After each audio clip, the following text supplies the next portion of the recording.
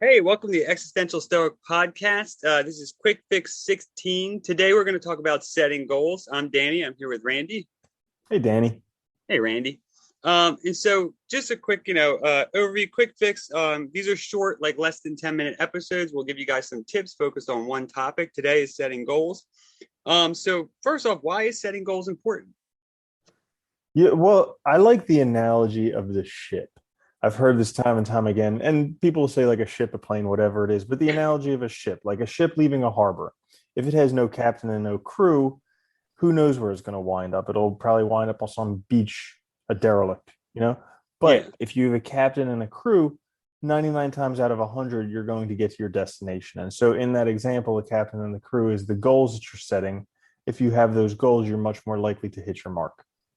I like that too, because with the ship sort of metaphor or whatever, you get like the idea, like if you don't have any goals, nothing set, society or circumstances are just going to push you this way and that, right? And you'll end up somewhere, but not probably where you want to be. Yeah.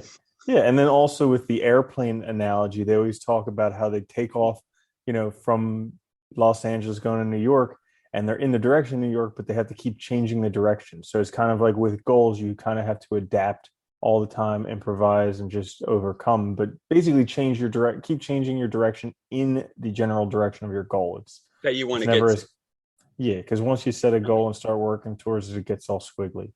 Exactly, right? And we need goals. We need goals. We need direction. All right, so let's start. So we each got a few. I'll start because it's my intro day. So my first one is start small. I was thinking in this sense, like if you're really struggling and you're just starting out, trying to get motivated, trying to sort of develop agency and sort of get to the place you want to be, I think it's important when you're doing that to just start small. Don't try and set yourself a huge goal or like you set your dream essentially because it's likely that you're going to get overwhelmed. If you start small and schedule like a small goal like tomorrow or this week, you get a good start, you see some results, and then you start working towards those bigger goals down the road. Yeah, that's a great one because it's kind of like the idea behind the debt snowball or something where you build up those big wins in the beginning and then they compound on each other and then you start getting momentum. And then once you have momentum behind you, then you can really accomplish the larger goals. But really getting out there and doing those things you can do today, the smaller goals, that really gives you the momentum.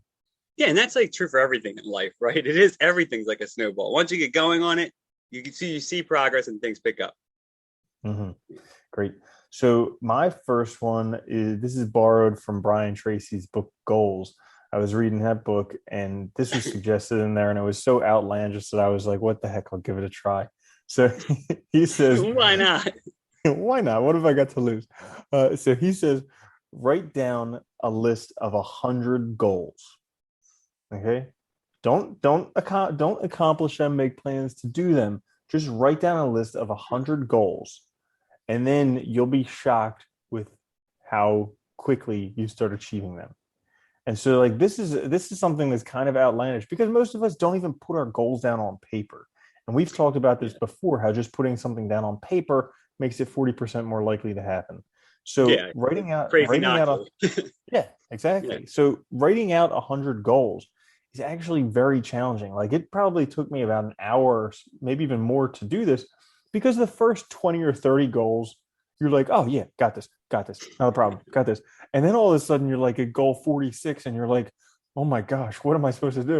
And Well, then 100 anything's almost hard to list, right? I mean, I think it's interesting, but yeah, that's an interesting just thing to do though. Like, can I come up with 100 things that I would want or like things that I would plan for? I mean, that's kind of interesting because it's just asking you to really think about like what's all this stuff that you actually like things that you really want in your life. Can you think of all of Mhm. them now and put them down? And yeah, like you said too. I mean, we've said it time and again. Like just writing it down has a huge impact on actually whether or not you succeed. So it totally makes sense to do that. Plus, it gets you thinking about what you want in a way that's really like almost like brainstorming, right? You're just throwing everything out there, and Mhm. some of it's probably going to be dead on. Yeah. And so like I already know that some of them have already transpired and even more quickly than I thought they would have. But Hmm. that's in an old journal. So I plan to look at it next year and kind of see how far along I am, like try and That's cool. instead of 100, figure out what percentage I've accomplished just without even trying, I'm not consciously trying. That's cool. I'm gonna have to try that and see how it goes. That's a good Mhm. idea. I like that one. All right, my next one is so this is similar to kind of what we said in the intro, but remember goals are plastic. So I think, people get fixated on, like, they make a goal and they get fixated on that goal. But as we progress over time, everything changes, life changes. We talked about this in our episode of Paradoxes, right? Where, the only constant in life is change. And so you need to be prepared for that. You need to be prepared to make modifications along your way. Because also the other side of that too is once you achieve a goal, you're going to have some other goal beyond that, right? So you need to be flexible and need to be ready to sort of work on something new or work out something new. Yeah, that's a really great one because they talk about this a lot. Is you need to know the why, but not the how. So, like when what you're saying there with plasticity is you need to know why you want that goal, but not exactly how you're going to get it because the how is going to change, and the how is oftentimes very dependent upon external things, whereas the why is like very internal. So that's something in your control. The external stuff you just have to adapt and deal with the plasticity like you're talking about. No, yeah, it makes total sense. I like the way you said that too. Yeah, thank you.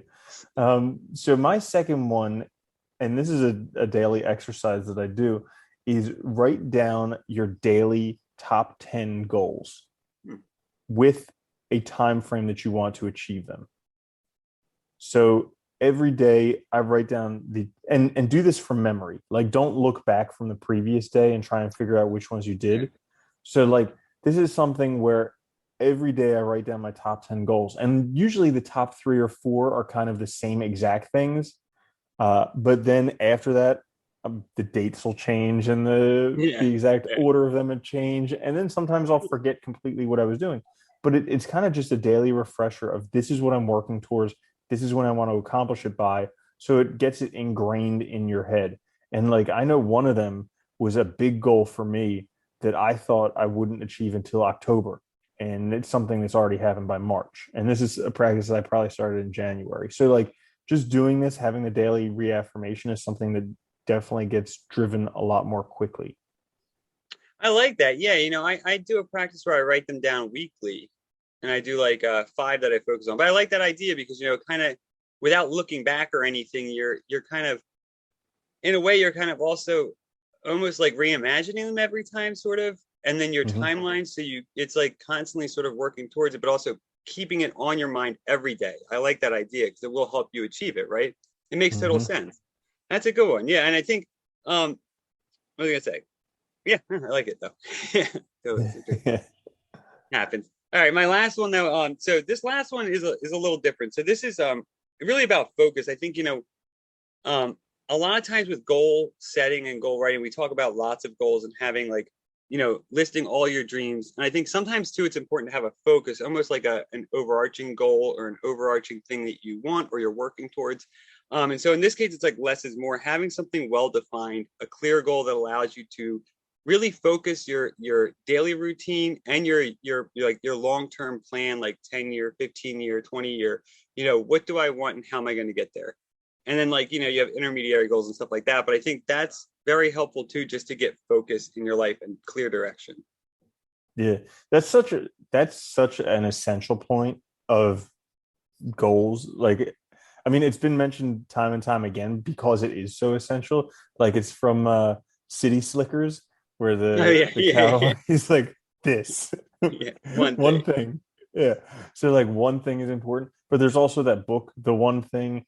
There's also the acronym Follow One Course Until Successful. But it makes sense because our brains can only handle so much. And I heard it like the time when I heard it, when it really impacted me was by Naval Ravikant, where he said that, all of us are focused on so many problems that we never get anything accomplished. And he's like, when you do that, you're just wasting your resources and everything. He's like, take one problem and that you're allowed to get upset over and to work towards and whatever.